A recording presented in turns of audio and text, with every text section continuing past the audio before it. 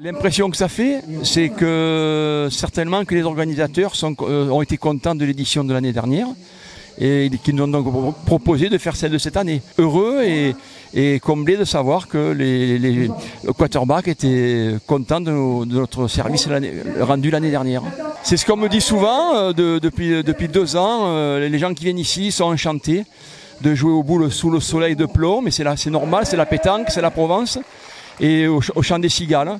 Et puis ensuite, prendre quelques collations sous l'ombre des pins, au bord de la lagune, c'est fantastique. Et puis entre 2 parties, on peut aller faire une petite balade sur les criques et les falaises côté pleine mer, au sud. Oui, on est aidé par la nature et par la géographie. On est en même temps sur la Côte d'Azur et dans un cadre vert. Les couleurs de la ville, c'est le bleu et le vert, la mer et la forêt. Alors l'année dernière, il avait fait un hiver normal, il avait plu quelques fois pendant l'hiver. Et cette année, il a plu 0 fois depuis le mois de novembre. Et quand on est arrivé il y a 3 jours pour faire les terrains, la terre était tellement asséchée qu'on aurait dit du sable. Les boules perdaient entre 1/4 et 1/3 de la hauteur. Quand on lançait les boules, elles faisaient 50 cm, pas plus. Donc on ne pouvait pas faire jouer dans de telles conditions. Avec tous les bénévoles, on a raclé le sable de surface, on a rajouté des graviers et on a roulé.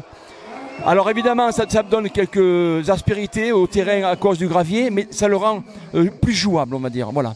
Mais à la sortie, je pense qu'en étant obligé de tirer au fer, on a assisté à des séries de carreaux en place extraordinaires.